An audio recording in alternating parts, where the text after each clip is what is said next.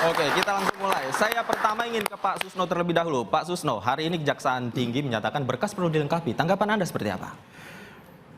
Pertama, saya katakan bahwa jaksa telah melakukan tugasnya, yaitu meneliti berkas yang dikirim tahap pertama dan makan waktu lebih dari 1 minggu. Dia diberikan waktu 2 minggu. Berkas sudah kembali ke kepolisian.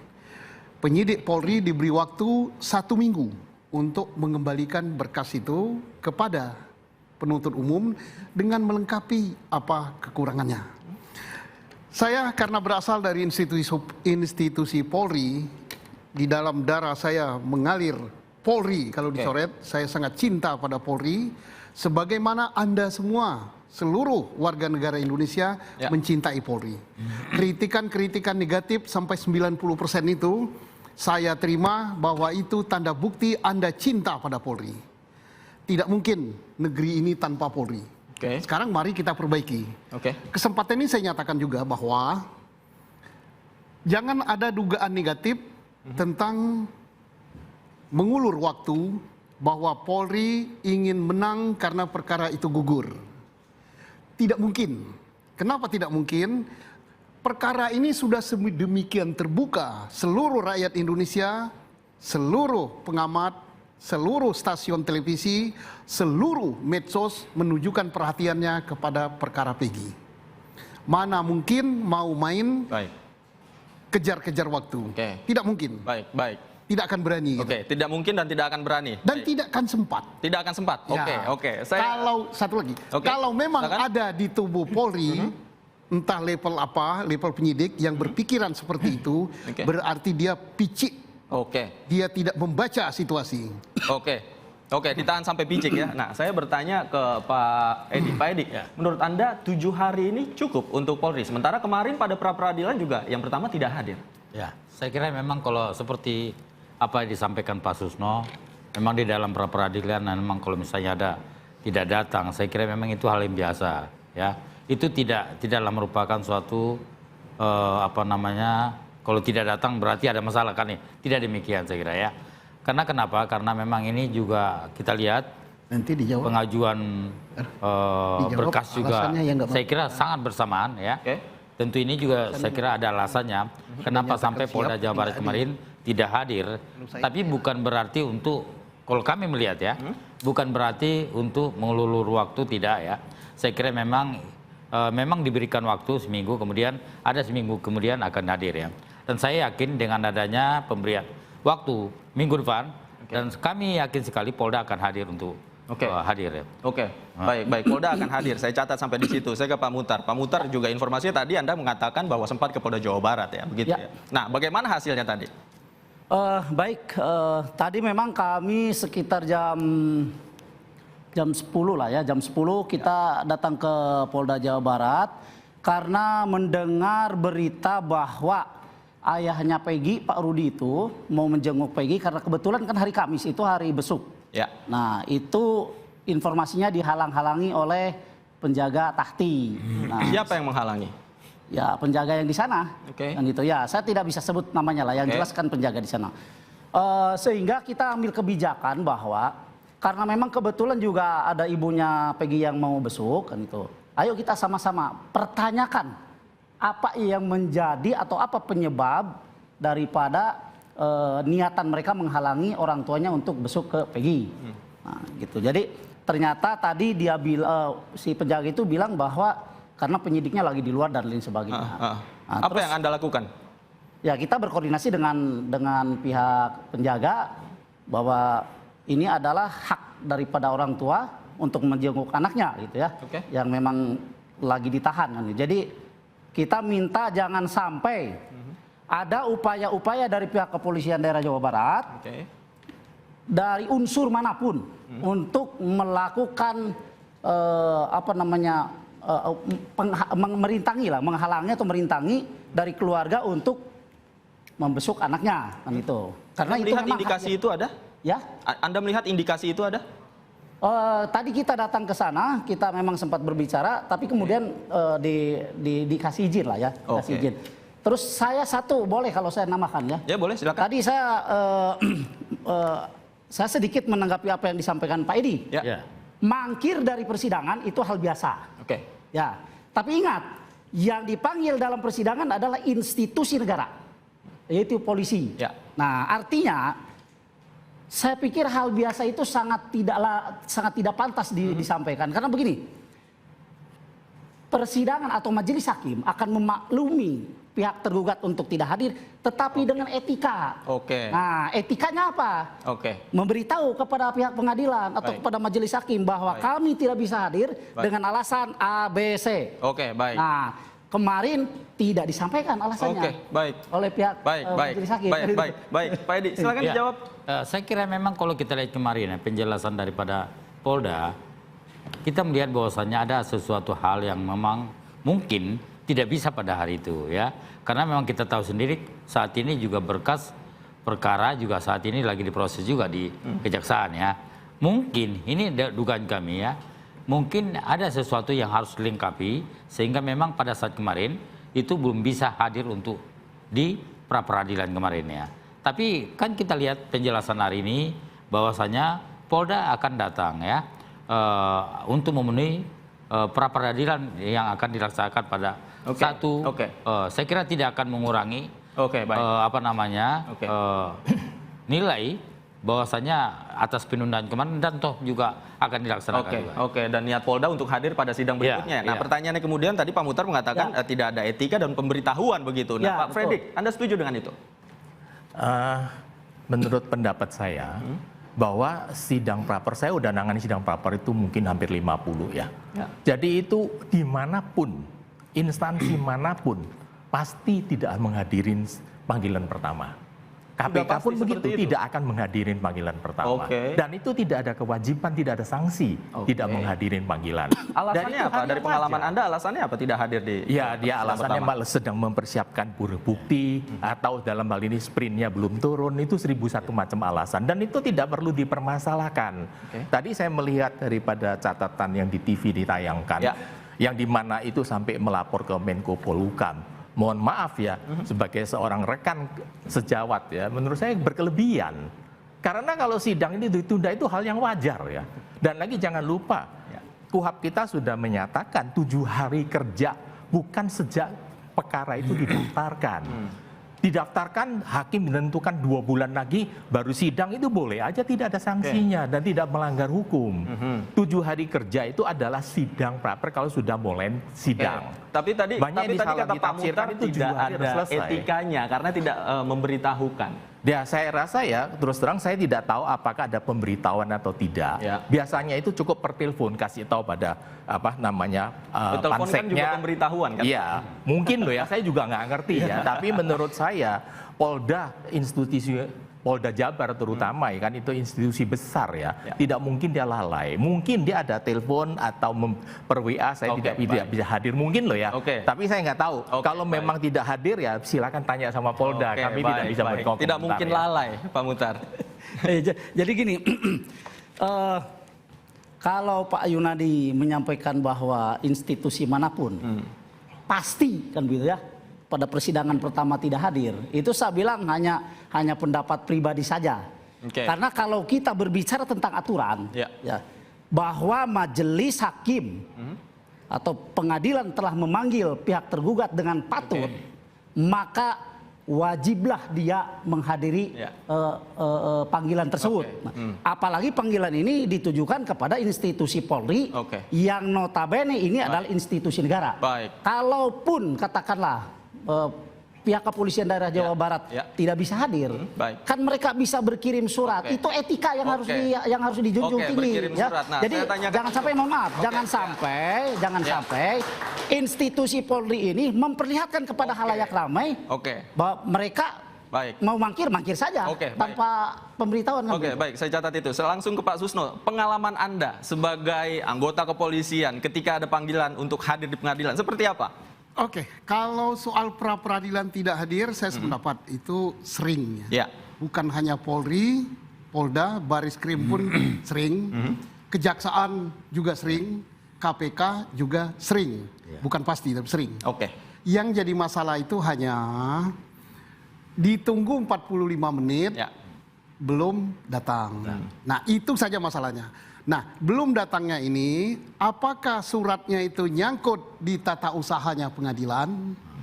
Apakah Polda salah telepon? Mungkin 081 telepon hakimnya itu ketulis 180, nggak nyambung-nyambung sampai 7 kali sehingga nggak disampaikan. Jadi alasan teknis lebih banyak ya? Bisa mungkin salah nomor, salah sambung, kan lagu dangdut aja kan ada salah sambung itu. Nah, terus itulah, tapi kita sangat senang tadi sudah menyatakan katanya yang mewakili Polda Jabar adalah jubirnya Polda Jabar itu Humas. Kami akan menghadiri. Nah, mudah-mudahan ke depan akarnya itu dicoret, hadir. Kenapa? Aku bangga dengan adik-adikku kalau dia hadir. Kenapa? Kita yakin dia akan membuka ini loh alat buktinya. Nanti mohon Inyus syuting juga di situ. Nah, sehingga terbuka ke publik. Oke, hadir saja. Kenapa? Dalam pra-peradilan itu untuk adik-adik ketahui, karena adik-adik calon penegak hukum semua ya, tidak ada yang kalah pihak ini, tidak ada yang menang. Yang menang itu adalah kebenaran. Ya, mengapa? Kalau seandainya Polda Jabar didefinisikan kalah tanda petik, itu bukan kalah sebenarnya. Tapi bersyukur hasil kerjanya dikoreksi, ada kekeliruan, sehingga mereka akan masuk jurang di stop. Seandainya pihak penggugat pun yang kalah tanda petik, syukur alhamdulillah. Kenapa? Ternyata anggapan saya keliru, ada yang membenarkan. Jadi yang membenarkan, yang menang itu adalah kebenaran. Baik. Yang menang adalah kebenaran. Nah, Pak Sugeng, menurut Anda, Peggy akan lolos atau tidak ditahan? Jawabannya usai jeda berikut. Pemirsa jangan kemana-mana, interupsi masih akan kembali usai jeda berikut. Tetap bersama kami.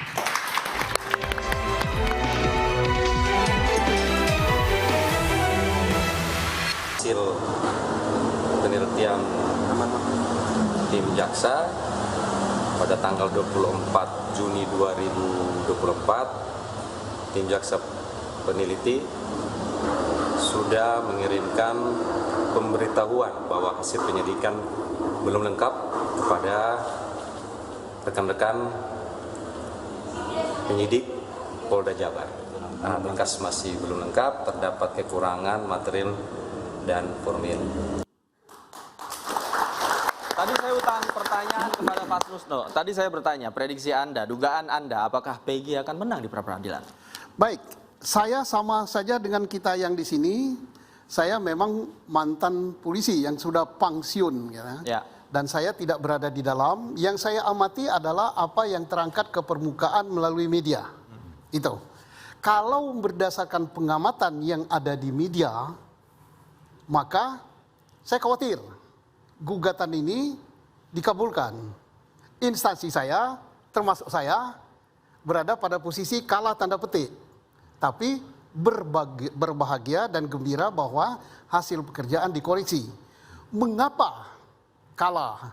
Pertama, kalau seandainya alat buktinya hanya saksi. Kita di ruangan ini lebih dari 20. Kita bisa mengatakan warna ini merah. Ditanya di luar apa warnanya? Merah. Kompak kita, tapi kompak dalam kebohongan. Maka keterangan saksi yang sedemikian banyak tanpa didukung alat bukti lain itu lemah sekali. Apalagi keterangan saksi itu bertentangan satu sama lain. Ini bertentangan. Ada yang mengatakan kenal Peggy, ada yang mengatakan tidak, ada yang mengatakan Peggy pelaku, ada yang mengatakan tidak. Berarti saksi ini, ya hakim pra-peradilan harus menggugurkan ini. Terkecuali ya, dan itu harapan saya, karena di dada saya ini masih Polri Tolen gitu. Sampai hari ini saya masih makan dan hidup dari Polri, dan Polri itu milik kita bersama. Kita berharap Polri telah benar bekerja, telah terkumpul 2 alat bukti. Apa? Misalnya ada sidik jari Peggy yang ditangkap ini ditemukan pada barang bukti. Ada hasil laborat darah. Di baju Peggy ada darah Vina, ada darah si Eki. Ada sperma Peggy nempel di tubuh Oke, baik. Vina. Nah, ada CCTV yang katanya belum dibuka, yang merekam bahwa Peggy ada di situ. Maka ini mutlak tidak bisa dibantah. Oke. Tapi kalau itu nggak ada, dan itu bukan harapan saya udah berdoa ini, Oke, ya Allah, baik. mudah-mudahan itu ada. Oke, oke, baik. Mudah-mudahan itu ada. Pak Fredrik, tanggapan Anda? Ya, kalau saya menilai upaya permohonan mengajukan pra-pra itu adalah upaya setiap orang. Namun dalam hal ini saya melihat begitu seriusnya, tebalnya berkas yang diberikan kepada jaksa, ya saya yakin pasti akan ditolak. Oke. Ya, dan dalam hal ini jangan lupa Pak, pengembalian berkas itu dengan catatan itu perlu dilengkapin itu dimanapun pasti begitu Pak. Kecuali dalam hal ini tanda kutip Pak ya, kalau langsung P21 itu pasti akan diserang. Ada main apa di sini? Ya. Dan itu bukan hal yang suatu luar biasa, itu hal yang biasa Pak. Dilengkapin itu kemungkinan keterangan saksinya bentuk tambah ini dan ini segalanya kan. Saya tidak melihat P19 Bu apa isinya. Tapi menurut saya itu hal yang sangat lazim dan tidak perlu kita permasalahkan, tidak perlu kita heboh gitu Pak. Oke, tapi Anda yakin akan ditolak ya? Saya yakin. Oke. Ya. Pak Muhtar, silakan Ya. tanggapan Anda. Baik, sebelumnya saya sampaikan begini. Saya pribadi, kami tim kuasa hukum Peggy dan kita semua itu mencintai Polri, sangat mencintai Polri. Tetapi tolong kecintaan kami terhadap Polri ditunjukkan oleh Polri dengan profesionalitas yang tinggi. Nah, itu yang pertama. Kemudian yang kedua, sebetulnya pengembalian berkas dari awal kita sudah prediksi, Bang. Nah, kenapa kita sudah prediksi? Karena pertama, konstruksi hukum yang dibangun oleh pihak penyidik dalam hal ini adalah kepolisian daerah Jawa Barat itu sangat-sangat lemah. Ya, kenapa? Karena kami meyakini bahwa menyematkan status tersangka, kemudian menangkap dan menahan klien kami yaitu PS, Peggy Setiawan, itu berdasarkan daftar pencarian orang, yang mana di dalam DPO itu disebutkan nama Peggy alias Peron, alamatnya Banjarwangun, Kecamatan Mundu, tinggi 160, kulit hitam, rambut keriting. Nah, sementara Peggy klien kami adalah Peggy Setiawan, alamat Kepompongan, Kecamatan Talun. Kalau tinggi saya pikir relatif kalau orang Indonesia ya 160 begitu. Tapi rambutnya lurus. Jadi artinya dari daftar DPO dengan real orangnya ditangkap itu sangat tidak sinkron. Sehingga saya bilang konstruksi hukum itu sangat lemah. Kemudian yang kedua, berkas kenapa dikembalikan? Karena jelas belum lengkap. Nah, artinya waktu Polri menyampaikan berkas ke Kejaksaan Tinggi Jawa Barat dibarengi dengan penjelasan dari Kadif Humas Polda Jabar bahwa kami siap menghadapi pra-peradilan. Bahkan kami sudah membentuk tim hukum. Terus apa arti itu semua? Kalau berkas dikembalikan. Berarti memang di dalam berkas itu, kalau Pak Yunadi tadi bilang berkas tebal. Mau setebal apapun berkas, dari ujung meja ke atas meja, kalau memang di dalamnya belum lengkap, salah satu di antaranya adalah alat bukti, ya jelas kejaksaan tidak akan menerima kan itu. Baik. Kemudian yang ketiga, yang paling penting yang ketiga, kenapa saya kembali lagi karena saya penasaran ya, ini Polri kok mangkir dalam persidangan pertama gitu. Padahal nyata-nyata dan jelas H-1 Kadif Humas Polda Jabar menyampaikan bahwa kami siap. Ya. 24 kami hadir. Nah, hal yang ketiga yang ingin saya sampaikan adalah kami bilang bahwa Polri dalam hal ini Polda Jabar melawan perintah atasan.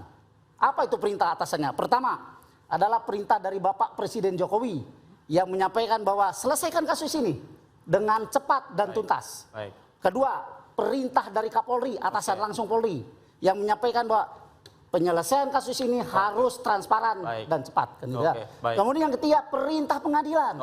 Apa perintah pengadilan? Datang, ayo kita adakan sidang. Tapi itu juga diingkari kan gitu, dilawan. Gitu. Oke, baik. Anda setuju dengan itu? Saya kira, mohon maaf untuk hari ini kita berbeda pandangan. Ya, kenapa demikian? Karena saya setuju dengan Bang Freddy, ya, bahwasannya kalau lihat daripada kasus ini, saya malah yakin bahwasannya itu akan ditolak. Kenapa demikian? Melihat bukti-bukti yang dimiliki oleh Polda Jawa Barat ya, termasuk juga saya kira Kapolri juga kalau kita lihat tadi sudah memberikan suatu perintah, Pak, di dalam pengajuan berkas ini harus betul-betul menggunakan metode scientific crime investigation. Kenapa? Walaupun ada yang melakukan bantahan, walaupun ada yang melakukan pembelaan, tetapi dengan adanya bukti-bukti tadi, itu insya Allah akan kuat ya. Termasuk misalnya di dalam hal kesaksian. Kalau kita lihat kemarin, berkas-berkas yang diajukan oleh Polda Jawa Barat, itu ada 18 orang mengakui misalnya tahu ya tentang Peggy tadi ya. Dan saya kira itu sangat memperkuat untuk menyatakan bahwasannya penetapan tersangka itu sudah sah ya.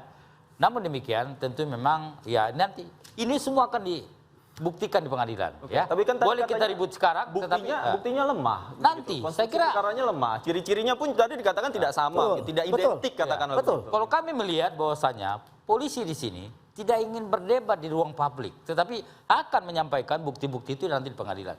Kita lihat saja nanti apa yang menjadi hasil. Ya, silakan. Instruksi. Ya, silakan. Saya sependapat. Ada tapinya? Tidak. Oh, tidak. Yang ditangkap itu betul 1000%. Jadi polisi tidak salah. Peggy. Kenapa harus dicari bukti KTP, harus dicari bukti sidik jari, harus dicari bukti saksi untuk menuduh atau untuk menentukan dia Peggy? Nggak perlu. Ibunya sendiri mengatakan ini Peggy Setiawan. Terus bapaknya mengatakan Peggy Setiawan. Sekolahnya mengatakan Peggy Setiawan. Udah 1000%. Persoalannya adalah apakah Peggy Setiawan ini adalah Peggy Setiawan yang di DPO. Yang di DPO alamatnya Kecamatan A.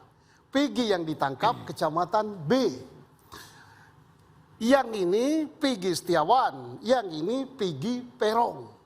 Nah, jadi yang ini rambut keriting, yang ini rambut lurus. Ya siapa tahu rambutnya dia pergi ke salon pakai sampo model baru jadi begitu kan? Bisa saja. Artinya ada ketidakcocokan antara identifikasi yang DPO. Ya, sekarang zaman modern, tidak cocok rambut tuh apanya? Saya ini udah botak, tapi begini kan. Artinya kalau begitu bisa kita asumsikan katakanlah begitu argumentasinya lemah. Belum selesai belum. Silakan. Belum. Itu kan baru tentang Peggy. Ya. Berarti silakan dinilai. Nah yang kedua, apakah Peggy yang ditangkap ini adalah pelaku apa bukan? Yang sudah diajukan oleh penyidik, oleh junior-junior saya itu adalah saksi. Nah saksi bagaimana kondisinya sudah saya sampaikan tadi. Saling bertentangan. Tetapi jangan senang dulu saling bertentangan ini bahwa itu gugur. Siapa tahu besok dibuka di almari besi atau almari Polda Jabar ini loh. Rekaman CCTV-nya. Ini loh hasil laboratnya. Kita kan nggak tahu ini. Baik. Itu taktik kesebelasan U23 saja disembunyikan. Baik. Apakah 3-2-1, apakah 1-1. Ini baik. sama. Baik. Pak Fredrik, singkat saja tanggapan Anda. Ya, menurut saya satu hal. Ya, penyidik itu tidak akan memberikan bukti materialnya kepada PH, termasuk saya. Saya waktu membela orang, saya mati-matian minta, dia bilang nanti kamu baca di waktu sidang. Tidak akan memberitahukan kita. Dan itu merupakan wewenang daripada penyidik. Tidak ada bocoran. Iya. Dan bagaimana seperti rekan Edi ya namanya, maaf ya. Pak Muhtar. Oh Pak Muhtar, maaf. Rekan Muhtar dia mengatakan bahwa apa yang disajikan itu kurang bukti dan sebagainya. Saya waktu jadi PH, saya juga begitu. Wah penyidik nggak benar, penuntut umum nggak benar, pasti kita akan mencari kelemahannya. Tetapi kan fakta nanti akan dibuktikan. Jadi bila suatu ketika prapernya ditolak permohonannya, ya hadapin aja Pak, buktikan satu-satu dibantah Pak. Tidak perlu kecil hati gitu Pak. Dan jangan lupa satu hal Pak yang saya beritahukan. Andai kata praper ini dikabulkan, sprindik kedua keluarin lagi Pak, sama aja kan Pak, nggak akan beda, di mana-mana itu begitu Pak. Jadi nggak perlu senang-senang gitu Pak. Polanya sama Pak? Sama Pak, begitu itu Pak. Ya jadi itu semua sama Pak. Sprindik baru nanti orangnya dibalik depan ke belakang, belakang ke depan, pasalnya dirobah sedikit, udah sprindik dua, langsung lagi keluar lagi, tangkap lagi kan Pak, sama Pak. Jadi suatu hal Pak yang kita cari itu adalah kebenaran fakta material Pak. Jadi kita bukan melihat formilnya Pak. Biar rame dikit.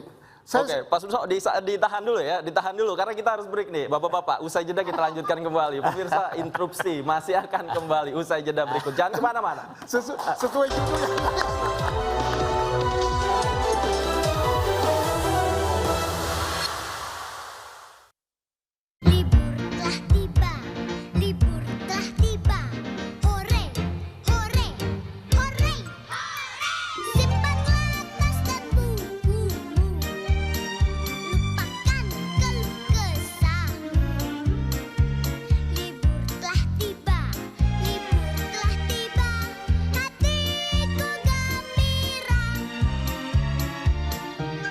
Ciptakan liburan ceria bersama keluarga di Indonesia aja.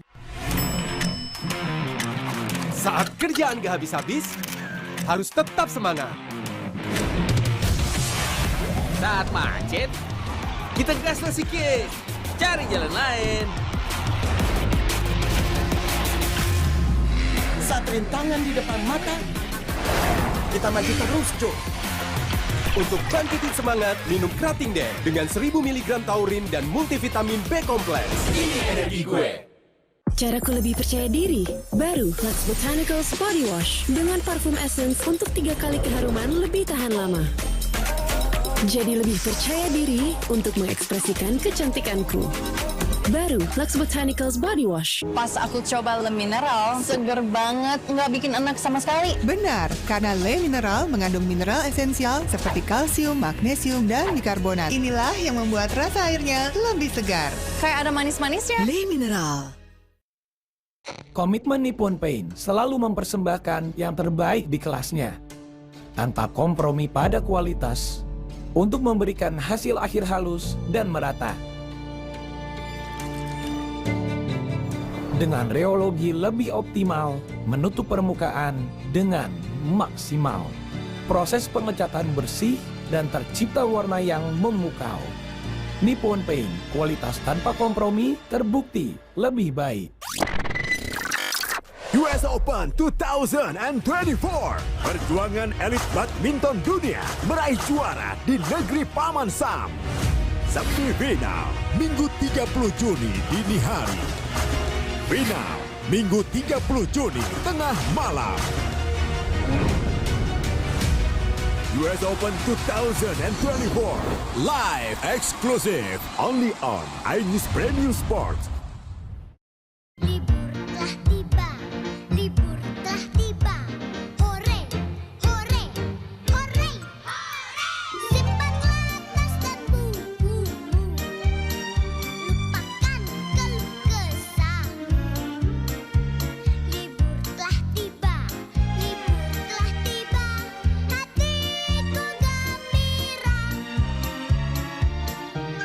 Ciptakan liburan ceria bersama keluarga di Indonesia aja. Saat kerjaan gak habis-habis, harus tetap semangat. Saat rintangan di depan mata, kita maju terus. Minum Krating Day dengan taurin dan multivitamin. Ini energi gue. Dan gol! Bau badan. Pakai Lifebuoy Fresh. Terasa segar hingga 12 jam lawan kuman penyebab bau badan. Lifebuoy, official sponsor FIFA World Cup 2026. Cahaya hati Indonesia, Sabtu dan Minggu di iNews.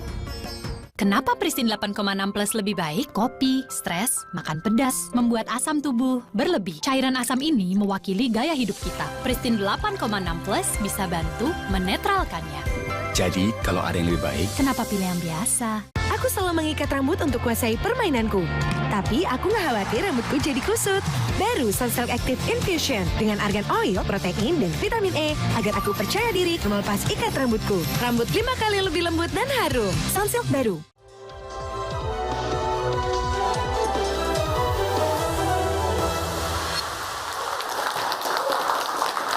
Kembali di interupsi, pemirsa, saya masih bersama dengan 4 orang narasumber. Tadi Pak Susno tampaknya sudah nggak sabar, udah interupsi tadi. Apa yang mau dibicarakan? Saya mau interupsi Pak Friedrich. Ya. Katanya tadi kalau menang, yang menggugat jangan senang-senang dulu. Ya. Karena perkara masih jalan. Sebabnya apa? Tidak lengkap alat bukti untuk menjadikan tersangka, nanti tinggal dilengkapi. Sependapat, tapi saya agak tidak sependapat. Nah, kenapa agak tidak sependapat? Karena di sini dalam gugatan terkait juga dengan error in persona. Artinya keliru orangnya. Kalau gugatannya itu dikabulkan dengan alasan tidak lengkap alat bukti untuk menjadikan dia tersangka, sejak tidak lengkap alat bukti untuk menangkap, tidak lengkap alat bukti untuk menahan, termasuk menjadikan tersangka, maka saya sependapat nanti dilengkapi. Tapi kalau putusannya keliru orangnya, ini Peggy rambut lurus, ini Peggy keriting, ini, maka berarti Peggy ini harus dikeluarkan, Peggy DPO harus dicari. Jadi masih jalan, tapi untuk Peggy yang ini selamat dia. Nah, begitu. Oke. Jadi setuju, tidak setuju? Ya. Setuju, tapi juga tidak setuju. Tidak setuju. Terima kasih Pak Susno, mohon izin. Kalau menurut saya Pak, kalau suatu permohonan praper ditolak atau dikabulkan, atau ditolak dalam hal ini Pak, kalau error personal itu sudah masuk ke materi perkara Pak, dan hakim tidak mungkin dan tidak diizinkan Pak untuk memeriksa bahwa orang ini benar atau bukan. Karena ini bukan formil Pak. Ingat Pak, praper itu hanya formil. Jadi nggak bisa kita masuk ke material. Dalam hal ini kalau misalkan Pak Mukhtar mengatakan bahwa ini rambutnya lurus dan sebagainya Pak, saya dulu rambutnya gondong berkeriting Pak, sekarang botak Pak. Tidak berarti saya bukan yang dulu Pak, satu orang. Kan gitu kan Pak. Kalau alamat bisa aja alamat yang di DPO itu alamat yang salah. Atau alamat yang dia pakai, yang penyidik tahu. Saya tidak mengerti bagaimana keluar DPO. Tapi yang jelas Pak, saya yakin Pak, penyidik itu sudah memiliki bukti yang sangat kuat. Dan itu tidak akan dibuka di praper Pak. Akan dibuka pada waktu sidang. Interupsi. Ya gitu Pak. Interupsi? Oke. Ada teman-teman mahasiswa ada interupsi. Silakan, namanya siapa? Perkenalkan, nama saya Yogi Wiraputra, saya biasa dipanggil Ardo, saya mahasiswa Universitas Bung Karno. Oke, silakan langsung pertanyaannya. Sidang Peggy ini kan diundur terus. Jadi pertanyaan saya, apakah dampak terburuk bagi seorang Peggy Setiawan jika di sidang ternyata dinyatakan kalah? Terima kasih. Oke, dampak terburuk bagi Peggy Setiawan. Kita langsung tanyakan Pak Mukhtar. Baik. Kami tim kuasa hukum Peggy tidak mau berandai-andai apabila Peggy kalah. Karena kami punya keyakinan bahwa klien kami PS itu adalah betul-betul kalau dibilang oleh Pak Jenderal Susno itu adalah error in persona. Nah, kalau saya hubungkan dengan apa yang tadi disampaikan oleh Pak Yunadi, bahwa error in persona itu materi dalam pokok perkara, kan begitu. Tapi justru sebetulnya kalau kita teliti lebih dalam, kenapa kami mengajukan pra peradilan? Karena kami menganggap polisi salah membidik untuk menangkap klien kami. Makanya di dalam pra peradilan itu kita pertanyakan apa dasar hukum polisi menangkap klien kami, kan gitu. Kemudian yang kedua, sarana untuk untuk bagaimana caranya membuktikan bahwa polisi telah melakukan pelanggaran, kalau kami bilang hak asasi manusia terhadap klien kami, maka berdasarkan putusan Mahkamah Konstitusi nomor 21 tahun 2014, kemudian nomor 130 tahun 2015, adalah dilakukannya atau dilaksanakannya ikhtiar hukum melalui peranata pra peradilan. Nah, artinya di dalam pra peradilan ini ingin menegaskan bahwa apakah betul orang ini yang menjadi sasaran bidik daripada penangkapan polisi. Kalau misalkan memang polisi merasa tidak yakin bahwa klien kami bukan sasaran bidiknya, saya coba ingat kembali dan kami mengingatkan beberapa hari yang lalu Kompolnas yang diwakili oleh Pak Yusuf Warsim mengatakan bahwa sebetulnya penyidik sudah mengantongi 5 nama Peggy Setiawan. Ini nyata loh di media beliau menyampaikan. Nah, pertanyaan kami, kalau memang penyidik sudah mengantongi 5 nama Peggy Setiawan, kenapa tidak 5-5-nya itu kalau tidak diperlakukan sama seperti klien kami, begitu ya, dipersangkakan, ditangkap, ditahan, Ya. Saya sudah bebaskan klien kami, kan itu. Artinya kalau yang 4 ini tidak mau diperlakukan seperti klien kami, maka perlakukanlah klien kami seperti yang 4 itu. Tidak ditangkap, tidak ditahan. Nah, itu kan sangat jelas itu alasannya. Baik. Ini akan memperkuat argumen kami bahwa betul-betul polisi dalam hal ini adalah salah bidik untuk menangkap orang. Baik, ditahan sampai salah bidik nih. Bagaimana salah bidik nih katanya Pak Edi? Saya kira boleh saja menyampaikan polisi salah bidik ya. Tentu yang kami inginkan adalah sebetulnya yang kita inginkan semua. Saya kira harapan mahasiswa juga demikian. Kita nanti akan lihat seberapa besar, seberapa kuatkah bukti-bukti yang diajukan oleh polisi, penyidik Polda Jawa Barat di dalam hal untuk menetapkan si Peggy sebagai tersangka. Karena untuk menetapkan tersangka itu tidak mudah di kepolisian. Peggy yang ini ya? Iya, Peggy yang ditahan. Iya, yang ditahan. Karena Peggy di Jawa Barat itu 1211. Ini Peggy yang ditahan ya. Kalau kita lihat proses yang dilakukan oleh kepolisian, termasuk penyidik kepolisian adalah banyak tahapan-tahapan yang dilakukan. Termasuk melakukan gelar perkara beberapa kali. Untuk memastikan dia adalah sebagai tersangka yang tapi tadi ditanyakan kemudian bagaimana mungkin Peggy kliennya Pak Muhtar ini diperlakukan tidak sama dengan 4 Peggy yang namanya sudah dikantongi oleh Kompolnas. Kita tidak bicara masalah ada 4 nama, tetapi masalahnya ini instruksi saya, mohon maaf Pak Edi, ini Kompolnas sendiri yang menyampaikan di dalam media yang waktu itu saya juga sebagai pembicara tetapi melalui Zoom bahwa penyidik sudah mengantongi 5 nama Peggy Setiawan. 5 nama Peggy Setiawan, bukan Peggy alias Peron, bukan. Nah, makanya saya bilang pertanyaan seperti itu. Kenapa yang 4 tidak diperlakukan seperti klien kami atau klien kami diperlakukan seperti mereka? Keluarkan. Mengapa Pak Fredrik? Barangkali punya jawabannya Pak Fredrik. Rasa keadilan kan harus didapat oleh semua orang. Kompolnas dalam ini Pak Yusuf mengatakan ada 5 Peggy Setiawan. Saya tidak membaca beritanya, tapi saya mengambil suatu keterangan yang disampaikan pada Pak Mukhtar. Tentu penyidik sudah melakukan identifikasi dari 5 ini. Yang menurut penyidik bahwa yang memenuhi postur atau yang diduga adalah sebagai pelaku adalah Peggy yang ditangkap. Tentu dong tidak mungkin dari 5 ini yang ini masih ponakan saya, ini masih istri adiknya istri saya atau whatever, saya nggak tahu lah. Tapi jelas penyidik itu pasti melakukan pilah-pilah dengan sangat teliti dan menentukan bahwa Peggy yang ditangkap ini yang benar. Jadi untuk menyatakan bahwa tidak benar dengan alamat beda, rambutnya lurus dan sebagainya, silakan nanti di debat atau dibela di waktu sidang pada pokok perkara. Baik Pak Yunadi, begini, saya refresh ingatan kita ke belakang ya. Tanggal 11 Mei 2024 penyidik mendatangi Sakatatal. Kita refresh dulu ini biar jelas semuanya. Penyidik memperlihatkan ke Sakatatal 3 foto. Yang diduga 3 foto ini adalah orang-orang di DPO-kan. Salah satu diantaranya jelas Peggy. Saya tidak bicara Peggy Setiawan. Yang jelas Peggy. Kan itu. Mungkin menurut polisi adalah Peggy alias Peron. 21 Mei 2024 klien kami ditangkap. Nah, kemudian Sakatatal berbicara di depan media bahwa 3 foto yang disampaikan oleh penyidik tidak ada satupun yang sama dengan klien kami yang ditangkap. Jadi menurut kami bukti apa lagi yang harus diperkuat oleh kami? Bukti apa lagi Pak Fredrik yang diperkuat? Terus kemudian saya tunggu dulu Pak Yunadi, mohon izin dulu.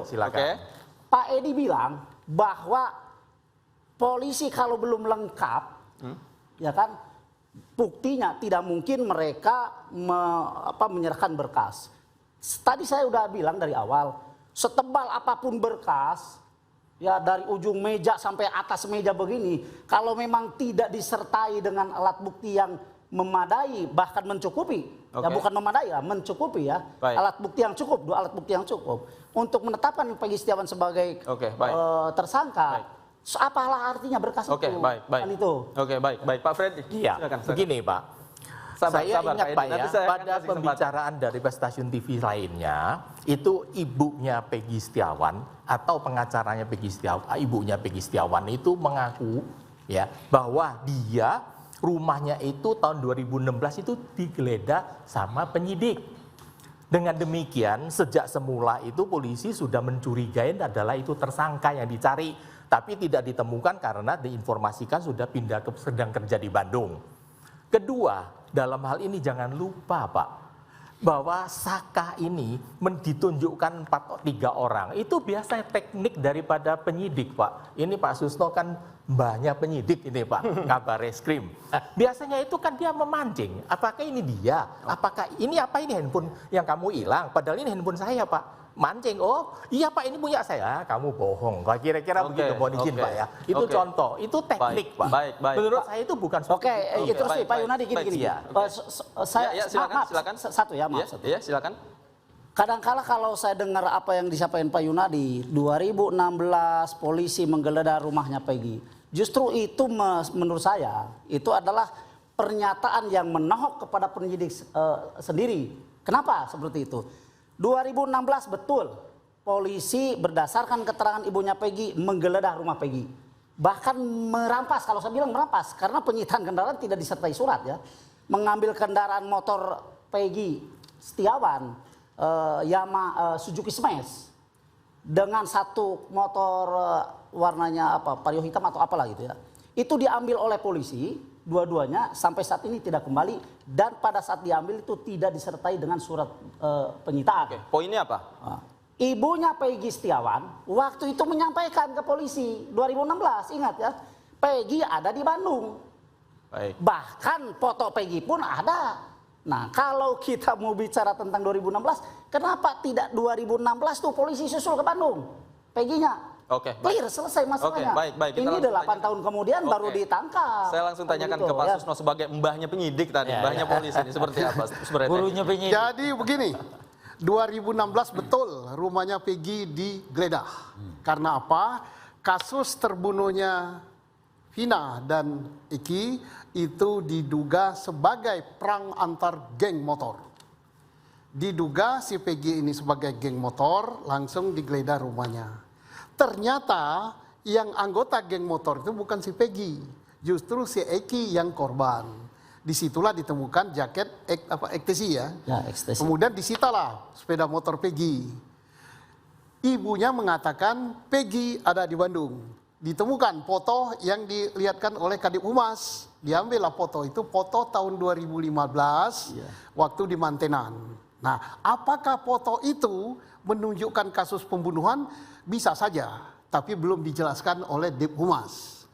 Ya, apakah Peggy ini betul sebagai pembunuh?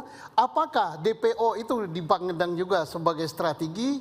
Belum dijelaskan juga. Misalnya, Peggy yang dicari rambut keriting di DPO, tapi sebenarnya yang dicari Peggy yang rambut lurus. Terus Peggy yang dicari di kecamatan Talun, padahal di kecamatan ini. Ya ini saja taktik, tapi kalau kebanyakan taktik takutnya yang buat taktik itu yang lupa. Pak Edi, silakan Anda punya tanggapan. Saya memberikan tanggapan terhadap Bang Muhtar ya. Tadi bilang ada 4 ya, sebetulnya bukan hanya 4, 5 pun nggak apa-apa. Yang jadi masalah adalah siapa yang mengarah, ya ini kan bukti ya, ini ada petunjuk, ini ada ada scientific crime investigation ya. Siapa yang kira-kira bukti-bukti ini yang mengarah kepada satu tersangka? Dan kalau kami melihat bahwasanya polisi berani menetapkan Peggy sebagai tersangka karena memang bukti-bukti semua itu nyambung mengena kepada Peggy, makanya berani mereka menetapkan tersangka. Terus satu lagi ya pertanyaan ada saya. Mahasiswa, apa untungnya kalau misalnya kalah atau misalnya tadi gimana pertanyaan tadi? Menang pentingnya? Atau kalah? Kalau Peggy dampak terburuk untuk Peggy. Di akhir sidang dinyatakan kalah. Ini adalah merupakan sebagai ujian profesionalisme Polri. Ketika polisi menetapkan dia sebagai tersangka, maka itu harus bisa dibuktikan secara hukum. Betul. Jadi tidak bisa, kalau misalnya polisi tadi menetapkan orang yang benar menjadi salah, itu salah besar. Tapi ketika polisi misalnya menetapkan dia sebagai tersangka, maka polisi harus bisa membuktikan. Semua bukti-bukti itu harus mengarah kepada si tersangka. Oke, saya sebentar. Ditahan dulu Bapak-bapak, ditahan dulu. Lagi-lagi saya harus mohon maaf karena waktu kita terbatas. Pemirsa jangan kemana-mana, diskusi panas kita akan kita lanjutkan usai jeda berikut. Tetaplah di Interupsi. Pas mau berakhir.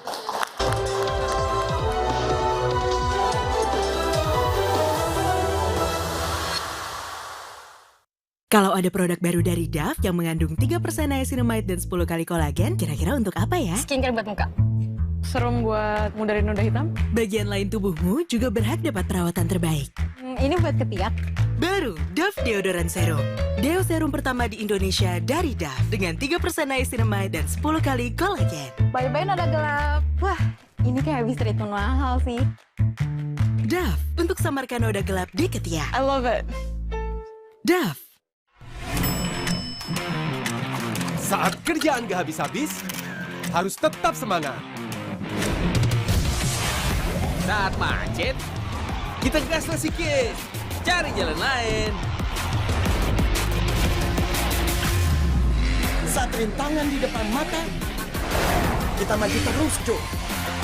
Untuk bangkitin semangat, minum Krating Den dengan 1000 mg taurin dan multivitamin B kompleks. Ini energi gue. Komitmen Nippon Paint selalu mempersembahkan yang terbaik di kelasnya. Dengan rheologi yang optimal, memberikan hasil maksimal. Nippon Paint, kualitas tanpa kompromi, terbukti lebih baik. Baru Sunsilk Anti Ketombe dengan tea tree oil serum untuk atasi ketombe. Juga aloe vera dan ginseng yang menutrisi rambut. Jadikan solusi total. Ketombe hempas, rambut sehat totalitas. Sunsilk Anti Ketombe. Kenapa Pristin 8,6 Plus lebih baik? Kopi, stres, makan pedas, membuat asam tubuh berlebih. Cairan asam ini mewakili gaya hidup kita. Pristin 8,6 Plus bisa bantu menetralkannya.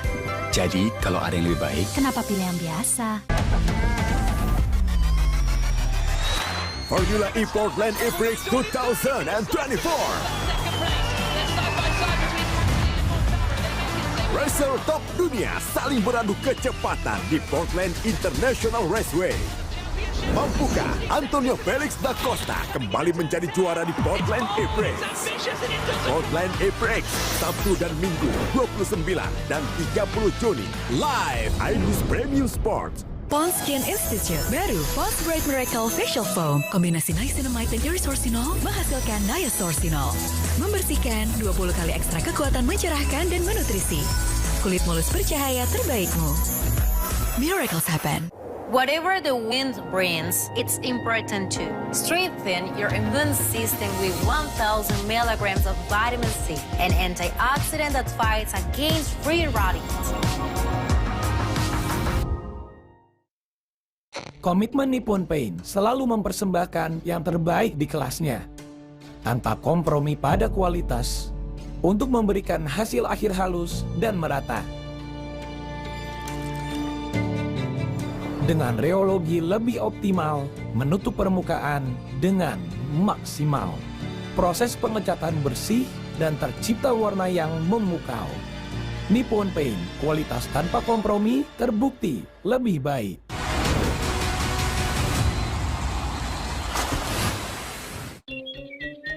Wah, panas. Ya, habis. Ada yang punya tempra nggak ya? Ingat Mama, selalu sedia tempra di rumah. Ingat, tempra drops untuk adik kalau demam. Tenang, kan ada tutupnya. Tempra drops dipercaya efektif cepat turunkan demam. Papa pintar ingat tempra. Ingat Mama, ingat tempra. Muda bukan berarti aku nggak mampu. Aku latihan lebih keras, lawan panas dan keringat. Dengan Detoko, aku tetap segar untuk jadi lebih baik. Berani takutkan panasmu.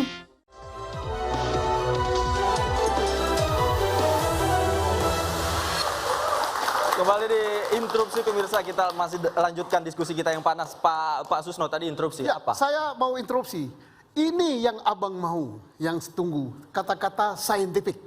Nah, yang selalu diangkat oleh semua aparat penegak hukum, Scientific Crime Investigation, SCI. Nah, jadi Mari kita saksikan di pra-peradilan nanti kayak apa saintifik yang dipaparkan oleh penyidik Polri. Dan saya yakin itu ada. Sebagaimana dikatakan Pak Edi tadi bahwa telah berani menyatakan sebagai tersangka pasti didukung saintifik. Pertanyaannya saintifik apa? Kita mulai dari yang kecil-kecilan saja. Sidik jari. Kita tunggu nanti di sidang pra-peradilan ada sidik jari Peggy ditahan ini ditemukan di barang bukti. Entah di helm, entah di sepeda motor. Kedua, ada rekaman TV Peggy ditahan yang ditunjukkan oleh polisi. Syukur kalau ditayangkan di pengadilan, tuh wajahmu Peggy. Yang ketiga, ada sperma Peggy nempel di situ. Yang keempat, ada darah korban nempel di bajunya Peggy. Yang kelima kita berharap juga ada HP-nya Peggy yang disita, yang dibuka menunjukkan Peggy berada di sebelum kejadian, saat kejadian, setelah kejadian, ada di BTS terdekat. BTS itu bukan GPS ya. BTS itu tiang. Baik. Kalau kita itu ada, itu. Baik, kita sudah catat. Ada 5 poin. Pak Edi, silakan. Ya, memang itulah yang menjadi dasar ketika polisi menetapkan seseorang menjadi tersangka. Semua bukti itu harus mengarah semuanya. Tidak bisa kalau misalnya satu saja yang tidak mengarah, itu berarti ada masalah. Ya, artinya termasuk scientific crime investigation harus mengarah. Termasuk misalnya BTS tadi, dibilang Bang Susno, itu kan kemarin ada pengakuan bahwasanya tidak berada di Bandung dan sebagainya. Ya, nah, sekarang kita lihat dari pembicaraan telepon, handphone itu ada di mana saat kejadian, itu juga akan membuktikan. Ya, kemudian juga termasuk darah, saya kira juga menjadi apa? Itu yang kita harap. Ya, itu yang kita harapkan ya. Termasuk satu lagi. Ada dijelaskan yang menjadi apa yang dipertanyakan publik. Singkat saja Pak Susno. Yang tolong dijelaskan yang ditanya-tanya foto. Artinya ada 6 hal. Semua itu harus bisa dijawab oleh penyidik Polda Jawa Barat. Dengan sehingga dia berani menetapkan Peggy sebagai baik. Pak Fredrik silakan. Menurut saya Pak, penyidik itu sudah melengkapin sedemikian rupa. Karena ini sudah atensi Presiden, atensi Kapolri. Jadi bukan main-main lagi. Dan dia tidak mungkin berani dalam hal ini mempertaruhkan jabatan maupun yang dipertaruhkan bukan hanya penyidik loh. Mungkin satu direktoratnya itu kena semua, Kapoldanya juga bisa kena semua. Marwah Polri, termasuk marwah pensiunan ini. Dan saya yakin itu semuanya sudah dilengkapi karena tidak mungkin dibuka. Berarti sidang itu akan dibuka satu persatu dan saya yakin itu. Karena Polri itu profesional, ya bukan ecek-ecek. Bukan ecek-ecek, Polri profesional. Kita tunggu tanggal 1. Pak Muhtar silakan. Baik. Kita tunggu aja lah. Ada di segmen terakhir ini ada 4 poin yang ingin saya sampaikan. Pertama, bahwa bukti harus mengarah. Betul. Bukti itu tidak boleh sembarangan. Tidak boleh ngawur ke sana, ngawur ke sini. Tidak boleh ngawur ke kanan, ke kiri. Harus mengarah. Betul. Kemudian yang kedua, yang disampaikan Pak Yunadi bahwa Kapolri sudah memberikan atensi yang begitu besar terhadap kasus ini. Jadi bapak-bapak polisi yang ada di Polda Jawa Barat yang menangani masalah ini, taati itu perintah daripada Kapolri.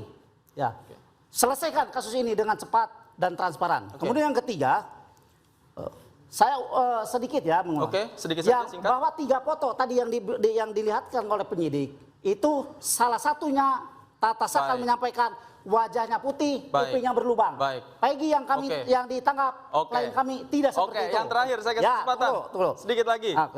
Tadi dari ada mahasiswa menyampaikan bagaimana kalau Peggy kalah. Saya sampaikan kalau Peggy kalah berarti kejahatan terhadap penegakan hukum di negeri ini untuk mendistribusikan rasa keadilan kepada seluruh lapisan masyarakat hancur sudah. Hancur. Terima kasih.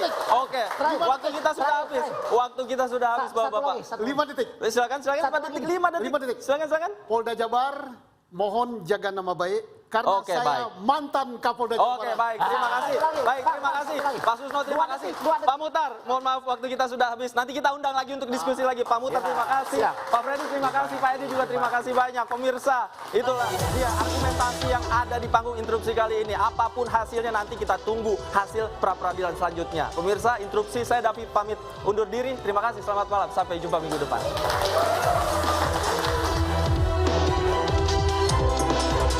hasil penelitian tim jaksa pada tanggal 24 Juni 2024, tim jaksa peneliti sudah mengirimkan pemberitahuan bahwa hasil penyidikan belum lengkap kepada rekan-rekan penyidik Polda Jabar. Berkas masih belum lengkap, terdapat kekurangan material dan formil. Tadi saya utang pertanyaan kepada Pak Susno. Tadi saya bertanya, prediksi Anda, dugaan Anda, apakah Peggy akan menang di pra-peradilan? Baik, saya sama saja dengan kita yang di sini. Saya memang mantan polisi yang sudah pensiun, ya. Dan saya tidak berada di dalam. Yang saya amati adalah apa yang terangkat ke permukaan melalui media. Itu. Kalau berdasarkan pengamatan yang ada di media, maka saya khawatir gugatan ini dikabulkan. Instansi saya, termasuk saya, berada pada posisi kalah tanda petik. Tapi berbahagia dan gembira bahwa hasil pekerjaan dikoreksi. Mengapa kalah? Pertama, kalau seandainya alat buktinya hanya saksi. Kita di ruangan ini lebih dari 20. Kita bisa mengatakan warna ini merah.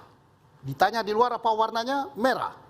Kompak kita, tapi kompak dalam kebohongan.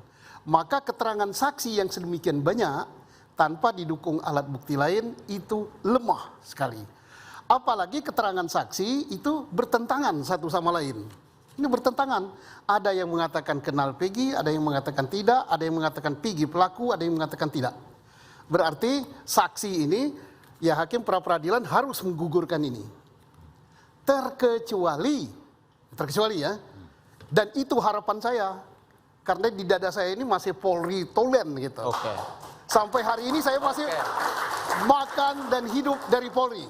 Dan Polri itu milik kita bersama. Kita berharap Polri telah benar bekerja, telah terkumpul 2 alat bukti. Apa? Misalnya ada sidik jari Peggy yang ditangkap ini ditemukan pada barang bukti. Ada hasil laborat darah. Di baju Peggy ada darah Vina, ada darah si Eki. Ada sperma Peggy nempel di tubuh Vina. Nah, ada CCTV yang katanya belum dibuka, yang merekam bahwa Peggy ada di situ. Maka ini mutlak tidak bisa dibantah. Tapi kalau itu nggak ada, dan itu bukan harapan saya udah berdoa ini, ya Allah, mudah-mudahan itu ada. Oke, baik, mudah-mudahan itu ada. Pak Freddy, tanggapan Anda? Ya, kalau saya menilai upaya permohonan mengajukan pra-per itu adalah upaya setiap orang. Namun dalam hal ini, saya melihat begitu seriusnya, tebalnya berkas yang diberikan kepada jaksa, ya saya yakin pasti akan ditolak. Ya, dan dalam hal ini jangan lupa Pak, pengembalian berkas itu dengan catatan itu perlu dilengkapi itu dimanapun pasti begitu Pak. Kecuali dalam hal ini tanda kutip Pak ya, kalau langsung P21 itu pasti akan diserang. Ada main apa di sini? Dan itu bukan hal yang suatu luar biasa, itu hal yang biasa Pak. Dilengkapin itu kemungkinan keterangan saksinya bentuk tambah ini dan ini segalanya kan. Saya tidak melihat P19 apa isinya. Tapi menurut saya itu hal yang sangat lazim dan tidak perlu kita permasalahkan, tidak perlu kita heboh gitu Pak. Tapi Anda yakin akan ditolak ya? Saya yakin. Pak Muhtar, silakan tanggapan Anda. Baik, sebelumnya saya sampaikan begini. Saya pribadi, kami tim kuasa hukum Peggy dan kita semua itu mencintai Polri, sangat mencintai Polri. Tetapi tolong kecintaan kami terhadap Polri ditunjukkan oleh Polri dengan profesionalitas yang tinggi. Nah, itu yang pertama. Kemudian yang kedua, sebetulnya pengembalian berkas dari awal kita sudah prediksi, Bang. Nah, kenapa kita sudah prediksi? Karena pertama, konstruksi hukum yang dibangun oleh pihak penyidik dalam hal ini adalah Kepolisian Daerah Jawa Barat itu sangat-sangat lemah. Ya, kenapa? Karena kami meyakini bahwa menyematkan status tersangka, kemudian menangkap dan menahan klien kami yaitu PS, Peggy Setiawan, itu berdasarkan daftar pencarian orang. Yang mana di dalam DPO itu disebutkan nama Peggy alias Peron, alamatnya Banjarwangun, Kecamatan Mundu, tinggi 160, kulit hitam, rambut keriting.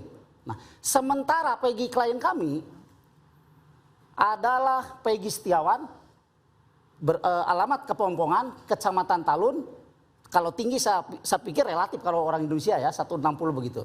Tapi rambutnya lurus. Jadi artinya dari daftar DPO dengan real orangnya ditangkap itu sangat tidak sinkron. Sehingga saya bilang konstruksi hukum itu sangat lemah. Kemudian yang kedua, berkas kenapa dikembalikan? Karena jelas belum lengkap. Nah, artinya waktu Polri menyampaikan berkas ke Kejaksaan Tinggi Jawa Barat dibarengi dengan penjelasan dari Kadif Humas Polda Jabar bahwa kami siap menghadapi pra peradilan, bahkan kami sudah membentuk tim hukum.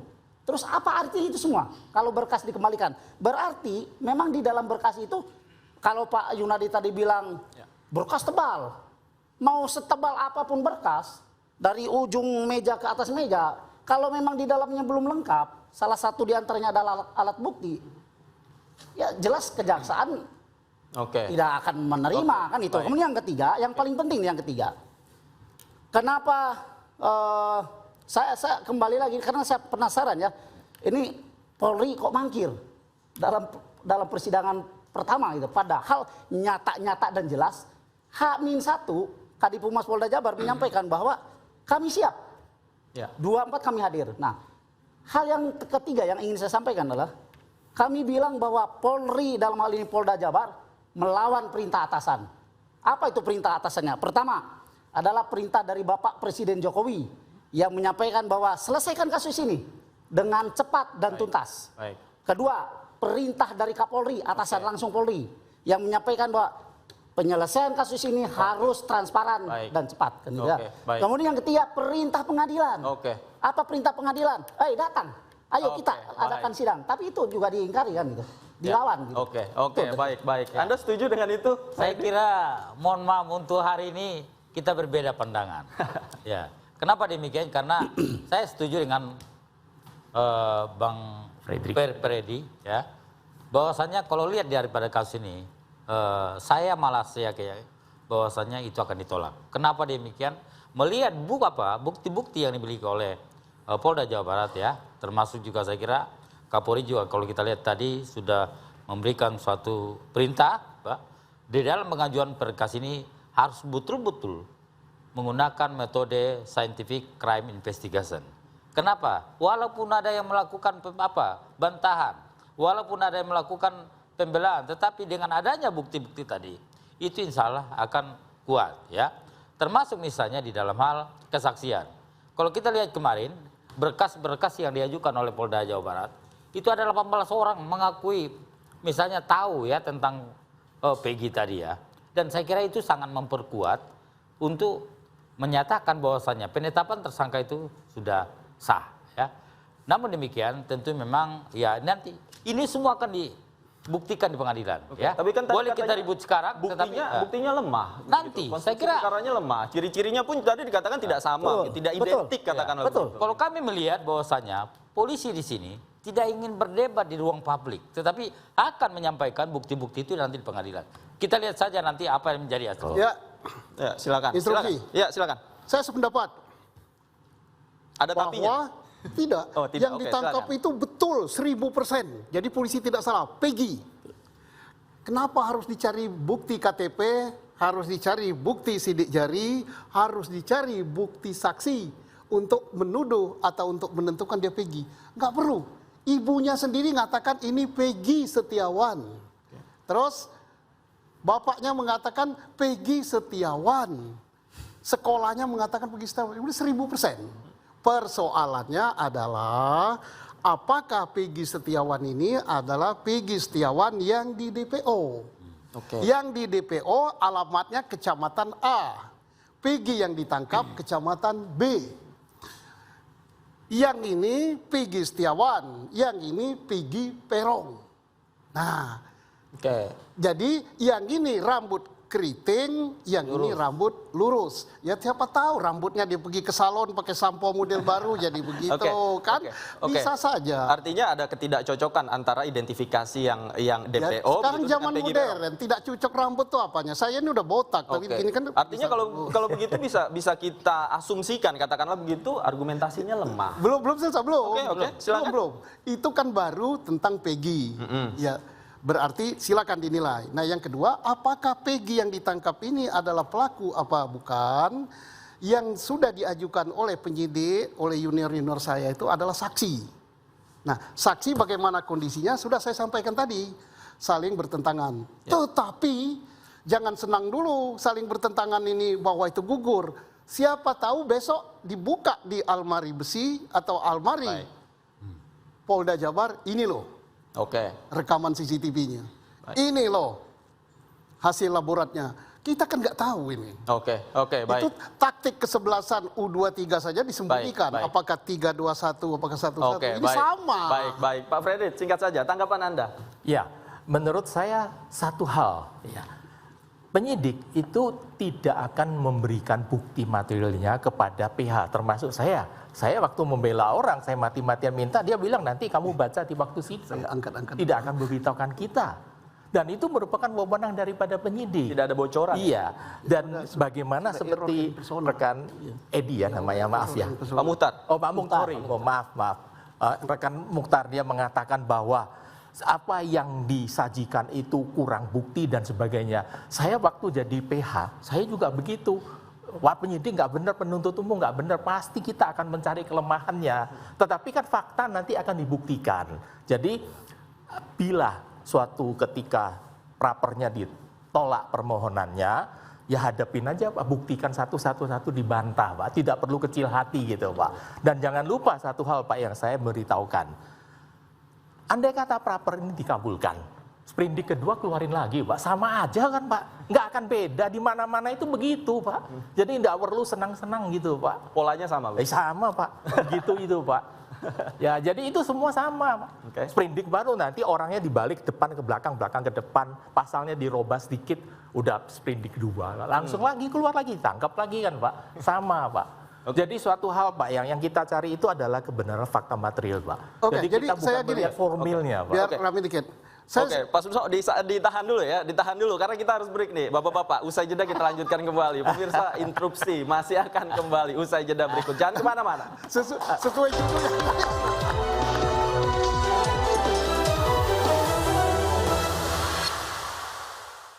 Kembali di interupsi, pemirsa, saya masih bersama dengan 4 orang narasumber. Tadi Pak Susno tampaknya sudah nggak sabar, udah interupsi tadi. Apa yang mau dibicarakan? Saya mau interupsi Pak Fredrik. Ya. Katanya tadi kalau menang yang menggugat jangan senang-senang dulu. Ya. Karena perkara masih jalan. Sebabnya apa? Tidak lengkap alat bukti untuk menjadikan tersangka, nanti tinggal dilengkapi. Sependapat, tapi saya agak tidak sependapat. Nah, kenapa agak tidak sependapat? Karena di sini dalam gugatan terkait juga dengan error in persona. Artinya keliru orangnya. Kalau gugatannya itu dikabulkan dengan alasan tidak lengkap alat bukti untuk menjadikan dia tersangka, sejak tidak lengkap alat bukti untuk menangkap, tidak lengkap alat bukti untuk menahan, termasuk menjadikan tersangka, maka saya sependapat nanti dilengkapi. Tapi kalau putusannya keliru orangnya, ini Peggy rambut lurus, ini Peggy keriting, ini, maka berarti Peggy ini harus dikeluarkan, Peggy DPO harus dicari. Jadi masih jalan, tapi untuk Peggy yang ini selamat dia. Nah, begitu. Oke. Jadi setuju, tidak setuju? Ya. Setuju, tapi juga tidak setuju. Tidak setuju. Terima kasih Pak Susno, mohon izin. Kalau menurut saya Pak, kalau suatu permohonan praper ditolak atau dikabulkan atau ditolak dalam hal ini Pak, kalau error reasonable itu sudah masuk ke materi perkara Pak, dan hakim tidak mungkin dan tidak diizinkan Pak untuk memeriksa bahwa orang ini benar atau bukan, karena ini bukan formil Pak. Ingat Pak, praper itu hanya formil, jadi nggak bisa kita masuk ke material. Dalam hal ini kalau misalkan Pak Mukhtar mengatakan bahwa ini rambutnya lurus dan sebagainya Pak, saya dulu rambutnya gondrong berkeriting Pak, sekarang botak Pak. Tidak berarti saya bukan yang dulu Pak, satu orang. Kan gitu kan Pak. Kalau alamat bisa aja alamat yang di DPO itu alamat yang salah. Atau alamat yang dia pakai, yang penyidik tahu. Saya tidak mengerti bagaimana keluar DPO. Tapi yang jelas Pak, saya yakin Pak, penyidik itu sudah memiliki bukti yang sangat kuat. Dan itu tidak akan dibuka di praper Pak, akan dibuka pada waktu sidang. Interupsi. Ya gitu Pak. Interupsi? Oh oke, ada teman-teman mahasiswa ada yang interupsi, silakan namanya siapa? Perkenalkan, nama saya Yogi Wiraputra, saya biasa dipanggil Ardo, saya mahasiswa Universitas Bung Karno. Oke, silakan langsung pertanyaannya. Sidang PG ini kan diundur terus, jadi pertanyaan saya, apakah dampak terburuk bagi seorang Peggy Setiawan jika di sidang ternyata dinyatakan kalah? Terima kasih. Oke, dampak terburuk bagi Peggy Setiawan. Kita langsung tanyakan Pak Muhtar. Baik. Kami tim kuasa hukum Peggy tidak mau berandai-andai apabila Peggy kalah. Karena kami punya keyakinan bahwa klien kami PS itu adalah betul-betul kalau dibilang oleh Pak Jenderal Susno itu adalah error in persona. Nah, kalau saya hubungkan dengan apa yang tadi disampaikan oleh Pak Yunadi, bahwa error in persona itu materi dalam pokok perkara, kan begitu. Tapi justru sebetulnya kalau kita teliti lebih dalam, kenapa kami mengajukan pra peradilan? Karena kami menganggap polisi salah membidik untuk menangkap klien kami. Makanya di dalam pra peradilan itu kita pertanyakan, apa dasar hukum polisi menangkap klien kami? Kan gitu. Kemudian yang kedua, sarana untuk untuk bagaimana caranya membuktikan bahwa polisi telah melakukan pelanggaran, kalau kami bilang hak asasi manusia terhadap klien kami, maka berdasarkan putusan Mahkamah Konstitusi nomor 21 tahun 2014, kemudian nomor 130 tahun 2015, adalah dilakukannya atau dilaksanakannya ikhtiar hukum melalui peranata pra peradilan. Nah, artinya di dalam pra peradilan ini ingin menegaskan bahwa apakah betul orang ini yang menjadi sasaran bidik daripada penangkapan polisi. Kalau misalkan memang polisi merasa tidak yakin bahwa klien kami bukan sasaran bidiknya, saya coba ingat kembali dan kami mengingatkan beberapa hari yang lalu Kompolnas yang diwakili oleh Pak Yusuf Warsim mengatakan bahwa sebetulnya penyidik sudah mengantongi 5 nama Peggy Setiawan. Ini nyata loh di media, beliau menyampaikan.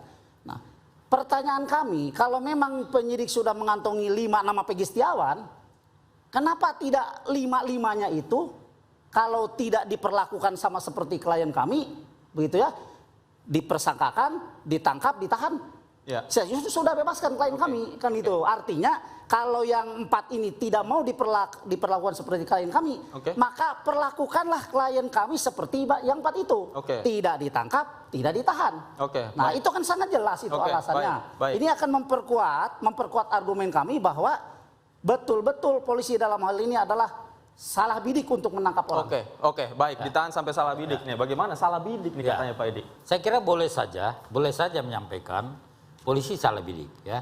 Tentu yang kami inginkan adalah sebetulnya yang kita inginkan semua. Saya kira harapan mahasiswa juga demikian. Kita nanti akan lihat seberapa besar, seberapa kuatkah bukti-bukti yang diajukan oleh polisi, penyidik Polda Jawa Barat di dalam hal untuk menetapkan si Peggy sebagai tersangka. Karena untuk menetapkan tersangka itu tidak mudah di kepolisian. Peggy yang ini ya? Iya, Peggy yang ditahan. Iya, yang ditahan. Karena Peggy di Jawa Barat itu 1211. Ini Peggy yang ditahan ya. Kalau kita lihat proses yang dilakukan oleh kepolisian, termasuk penyidik kepolisian adalah banyak tahapan-tahapan yang dilakukan. Termasuk melakukan gelar perkara beberapa kali. Untuk memastikan dia adalah sebagai tersangka yang tapi tadi ditanyakan kemudian bagaimana mungkin Peggy kliennya Pak Muhtar ini diperlakukan tidak sama dengan 4 Peggy yang namanya sudah dikantongi oleh Kompolnas. Kita tidak bicara masalah ada 4 nama, tetapi masalahnya ini maaf, ini instruksi saya. Mohon maaf Pak Edi ini. Ini Kompolnas sendiri yang menyampaikan di dalam media yang waktu itu saya juga sebagai pembicara tetapi melalui Zoom bahwa penyidik sudah mengantongi 5 nama Peggy Setiawan. 5 nama Peggy Setiawan, bukan Peggy alias Peron, bukan. Nah, makanya saya bilang pertanyaan seperti itu. Kenapa yang 4 tidak diperlakukan seperti klien kami atau klien kami diperlakukan seperti mereka? Keluarkan. Mengapa Pak Fredrik? Barangkali itu jawabannya Pak Fredrik. Rasa keadilan kan harus didapat oleh semua orang. Kompolnas dalam ini Pak Yusuf mengatakan ada 5 Peggy Setiawan. Saya tidak membaca beritanya, tapi saya mengambil suatu keterangan yang disampaikan pada Pak Mukhtar. Tentu penyidik sudah melakukan identifikasi dari 5 ini. Yang menurut penyidik bahwa yang memenuhi postur atau yang diduga adalah sebagai pelaku adalah Peggy yang ditangkap. Tentu dong tidak mungkin dari 5 ini yang ini masih ponakan saya, ini masih istri adiknya istri saya atau whatever, saya nggak tahu lah. Tapi jelas penyidik itu pasti melakukan pilah-pilah dengan sangat teliti dan menentukan bahwa Peggy yang ditangkap ini yang benar.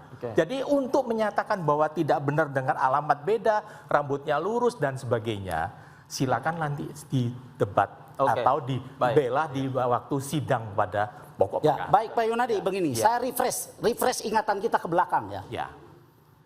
Tanggal 11 Mei 2024 penyidik mendatangi Sakatatal. Kita refresh dulu ini biar jelas semuanya. Penyidik memperlihatkan ke Sakatatal 3 foto. Yang diduga 3 foto ini adalah orang-orang di DPO-kan. Salah satu diantaranya jelas Peggy. Saya tidak bicara Peggy Setiawan. Yang jelas Peggy. Kan itu. Mungkin menurut polisi adalah Peggy alias Peron. 21 Mei 2024 klien kami ditangkap. Nah, kemudian Sakatatal berbicara di depan media bahwa 3 foto yang disampaikan oleh penyidik tidak ada satupun yang sama dengan klien kami yang ditangkap. Jadi menurut kami bukti apa lagi yang harus diperkuat oleh kami? Bukti apa lagi Pak Fredrik yang diperkuat? Terus kemudian saya tunggu dulu Pak Yunadi, mohon izin tunggu. Pak Edi bilang bahwa polisi kalau belum lengkap, ya kan? Buktinya tidak mungkin mereka menyerahkan berkas. Tadi saya udah bilang dari awal, setebal apapun berkas, ya dari ujung meja sampai atas meja begini, kalau memang tidak disertai dengan alat bukti yang memadai, bahkan mencukupi, ya bukan memadai ya, mencukupi ya, alat bukti yang cukup, 2 alat bukti yang cukup untuk menetapkan Peggy Setiawan sebagai tersangka. Apalah artinya berkas itu? Baik. Pak Fredrik. Begini Pak. Saya ingat Pak ya, pada pembicaraan dari stasiun TV lainnya, itu ibunya Peggy Setiawan atau pengacaranya Peggy Setiawan, ibunya Peggy Setiawan itu mengaku ya bahwa dia rumahnya itu tahun 2016 itu digeledah sama penyidik. Dengan demikian sejak semula itu polisi sudah mencurigai adalah itu tersangka yang dicari. Tapi tidak ditemukan karena diinformasikan sudah pindah sedang kerja di Bandung.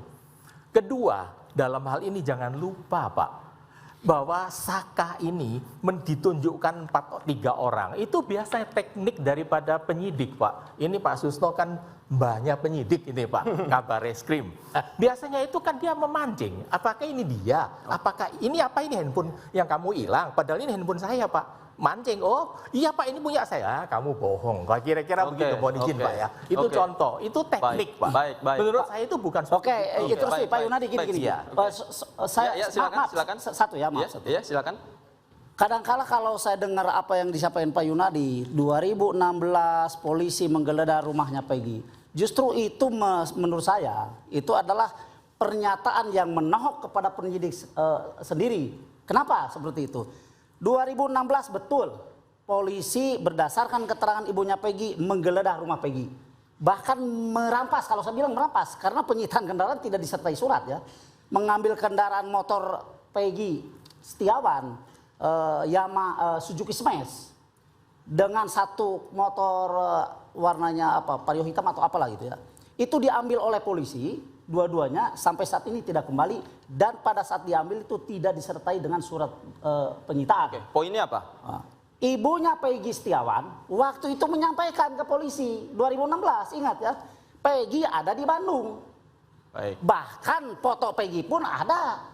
Nah, kalau kita mau bicara tentang 2016, kenapa tidak 2016 tuh polisi susul ke Bandung?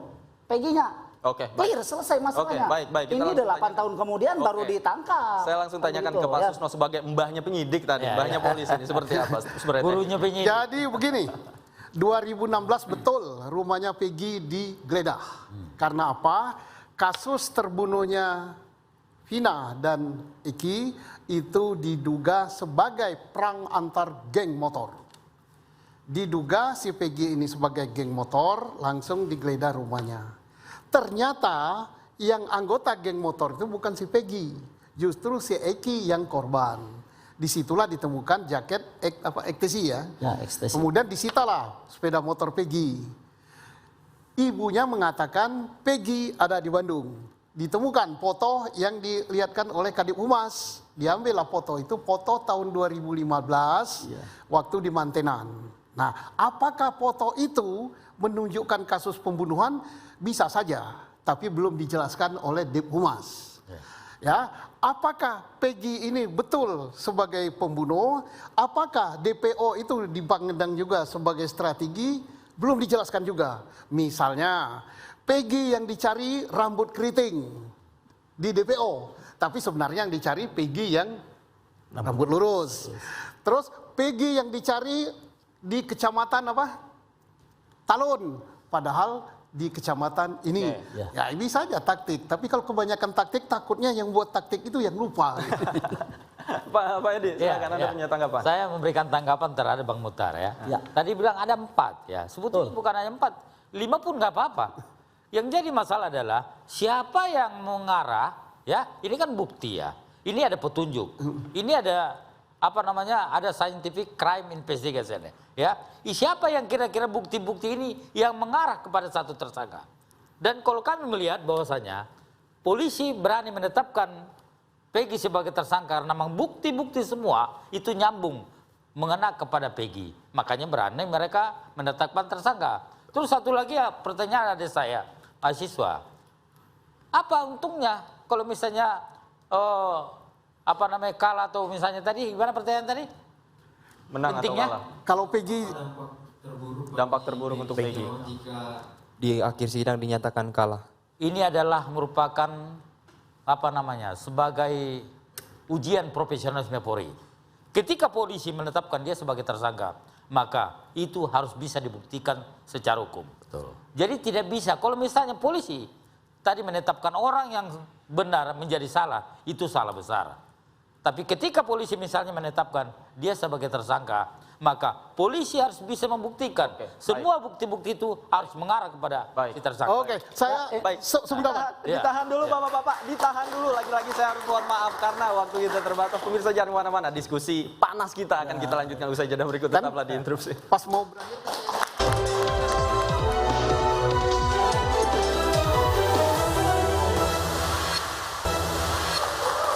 Kembali di interupsi pemirsa, kita masih lanjutkan diskusi kita yang panas. Pak Susno tadi interupsi. Ya, apa? Saya mau interupsi. Ini yang abang mau, yang tunggu. Kata-kata scientific. Nah, yang selalu diangkat oleh semua aparat penegak hukum. Scientific Crime Investigation, SCI. Nah, jadi mari kita saksikan di pra-peradilan nanti kayak apa scientific yang dipaparkan oleh penyidik Polri. Dan saya yakin itu ada. Sebagaimana dikatakan Pak Edi tadi bahwa telah berani menyatakan sebagai tersangka pasti didukung scientific. Pertanyaannya scientific apa? Kita mulai dari yang kecil-kecilan saja. Sidik jari. Kita tunggu nanti di sidang pra-peradilan ada sidik jari Peggy ditahan ini ditemukan di barang bukti. Entah di helm, entah di sepeda motor. Kedua, ada rekaman TV Peggy ditahan yang ditunjukkan oleh polisi. Syukur kalau ditayangkan di pengadilan, tuh wajahmu Peggy. Yang ketiga, ada sperma Peggy nempel di situ. Yang keempat, ada darah korban nempel di bajunya Peggy. Yang kelima kita berharap juga ada HP-nya Peggy yang disita, yang dibuka menunjukkan Peggy berada di sebelum kejadian, saat kejadian, setelah kejadian, ada di BTS terdekat. BTS itu bukan GPS ya. BTS itu tiang. Baik. Kalau itu ada, itu. Baik, kita sudah catat. Ada 5 poin. Pak Edi, silakan. Ya, memang itulah yang menjadi dasar ketika polisi menetapkan seseorang menjadi tersangka. Semua bukti itu harus mengarah semuanya. Ya. Tidak bisa kalau misalnya satu saja yang tidak mengarah, itu berarti ada masalah. Ya, artinya termasuk scientific crime investigation harus mengarah. Termasuk misalnya BTS tadi, dibilang Bang Susno, itu kan kemarin ada pengakuan bahwasanya tidak berada di Bandung dan sebagainya ya. Nah, sekarang kita lihat dari pembicaraan telepon, handphone itu ada di mana saat kejadian, itu juga akan membuktikan ya.